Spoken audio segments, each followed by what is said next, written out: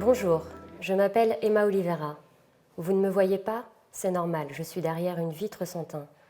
Pourquoi? Je vais vous l'expliquer dans le gros journal de Mouloud Achour. Salut, vous n'êtes pas dans le prochain épisode de la prochaine saison d'Engrenage, une création originale Canal+. Et non, petit coquin, vous êtes devant le gros journal et je suis avec une psychocriminologue et pas une psychocriminelle. On voit ce personnage sous le nom de profiler dans les séries et souvent c'est des gens qui ont des visions un peu mystiques, un peu bizarres. Est-ce que c'est votre cas? Est-ce que vous pouvez vous présenter? Alors oui, bonjour, je m'appelle Emma Oliveira, donc je suis psychocriminologue à l'Office central de la répression des violences aux personnes. Ouais, tout de suite on n'est pas dans une série américaine. C'est ça, on n'est pas au FBI. C'est pas du tout comme dans les séries, malheureusement j'ai pas de vision. J'aimerais bien mais j'arrive pas. Non, c'est vraiment de la psychologie appliquée aux enquêtes criminelles. Donc comment on fait ce métier? C'est quoi les études? On fait des études pour être policier ou pour être psychologue? Alors on est tous les quatre dans le service psychologue clinicien et engagé par la police en tant qu'agent contractuel en fait. Donc on n'est pas du tout policier, on n'est pas armé, ni rien de tout ça, on est des psychologues au service de la police. Donc la question que ça pose, c'est que votre vision de la répression, qui est le métier de la police, passe par la compréhension, c'est ça? Exactement. Mais est-ce que comprendre, c'est excuser pour reprendre les termes d'un ancien Premier ministre qui ne sera plus là à l'élection présidentielle? Il ne peut y avoir aucune explication qui vaille, car expliquer, c'est déjà vouloir un peu excuser. Alors non, on n'est pas là pour excuser, on est là pour comprendre. Et c'est derrière la justice qui fera son travail de jugement. Mais nous, on est juste là pour essayer de comprendre le passage à l'acte, en fait. Donc votre métier, en fait, c'est de rentrer dans la tête d'un tueur, c'est ça? Oui, c'est une façon de l'expliquer, c'est un peu ça. Comment? Essayer de comprendre les mécanismes de pensée qu'il a pu avoir et qui l'ont fait passer à l'acte, en fait. C'est quoi les mécanismes de pensée récurrents, les points communs, quand vous vous dites « Ah, celui-là ». Je comprends. Alors, nous, déjà, on travaille sur tout ce qui est la criminalité violente et sexuelle. Donc, on a affaire à ce qu'on appelle, nous, dans notre jargon, au pulsionnel.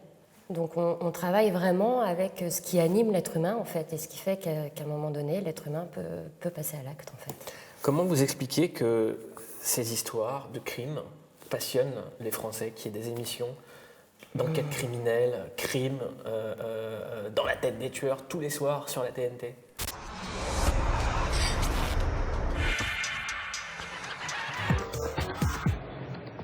Qui n'a jamais rêvé de tuer son voisin ou sa compagne, ou je sais pas, on a tous un peu ça en nous, mais ça reste de l'ordre du fantasme. Évidemment, on ne passe pas à l'acte. Mais certains le font, et c'est ce qui, à mon avis, fascine la plupart d'entre nous, en fait. C'est ce qui fait que les faits divers sont très consultés, c'est ce qui fait qu'on ralentit sur l'autoroute pour voir un accident. Donc en fait, ce que vous essayez de dire, c'est que finalement, les tueurs remplissent une fonction cathartique. C'est un peu ça, tout à fait. C'est ça leur place dans la société? Ça nous attire, ça nous fascine. C'est quoi le truc le plus taré que vous ayez vu? Bon, là, c'était l'animal, mais où là, vous vous êtes dit, là, je suis face à un vrai zinzin. J'ai une femme qui a tué sa mère, pensant que c'était quelqu'un qui se faisait passer pour sa mère. Et tout du long de l'audition, elle était persuadée que c'était pas sa mère, donc elle nous a expliqué par A plus B que c'était pas sa mère. Et que le chien n'était pas son chien, c'était un chien qui se faisait passer pour son chien. Waouh! Et je me pose une question quand vous parliez tout à l'heure du caractère pulsionnel d'une violence, que c'est là que votre métier intervenait. Il y a une phrase en ce moment que les jeunes disent beaucoup après les incidents qu'il y a entre des jeunes et la police, c'est « Si la police nous protège, qui nous protège de la police ?» Et quand il y a eu l'histoire du jeune d'Aulnay qui a été violé par un policier… 5 jours après l'arrestation violente de Théo, 22 ans, c'est tout un quartier qui est venu crier son indignation. Il me regarde, et moi comme j'étais de dos, mais j'étais en 3/4. Donc je voyais ce qu'il faisait derrière moi, j'étais vu prendre sa matraque et il me l'a enfoncé dans les fesses, volontairement. Est-ce que vous, dans votre métier, vous pouvez intervenir et interroger ce genre de policier? Non. Non? Non, moi je travaille avec les policiers, donc je ne peux pas intervenir ni pour eux en tant que soutien, parce qu'ils ont un service qui leur est… Enfin, il y a un service qui s'occupe d'eux. Moi, je suis vraiment une collègue, hein, donc je ne peux pas les interroger. Et vous ne pensez pas que les policiers ont eux aussi besoin de soutien psychologique ou de… Alors, il y a des psychologues, il y a beaucoup de psychologues dans la police. Il y a des psychologues en commissariat, comme ce que j'ai fait avant d'être là où je suis. Il y a des psychologues dans la formation pour les écoles de police et toutes les autres formations qu'ils ont. Et il y a des psychologues dans le service du SSPO, qui est le soutien opérationnel des policiers. J'ai une question mais très très bête. Comment ça se fait que les tueurs fascinent? C'est-à-dire que quand ils sont en cellule, comment ça se fait qu'il y a des compagnons, des compagnonnes que ça peut fasciner, des gens qui peuvent tomber amoureux de tueurs en prison? Il y a des gens que ça fascine, et notamment des femmes dans un côté comme ça, un petit peu amoureux. On le voit beaucoup aux États-Unis, ça arrive un peu en France, mais c'est très américain. Toutes les demandes en mariage qu'il peut y avoir de tueurs en série. Alors après, il y a des mouvements différents. Il y en a, c'est pour essayer de sauver l'âme de ces tueurs. Il y en a d'autres, c'est peut-être le côté un peu bad boy qui les intéresse. La psychologie féminine, elle est très complexe. J'y connais rien. Si seulement je pouvais y connaître quelque chose.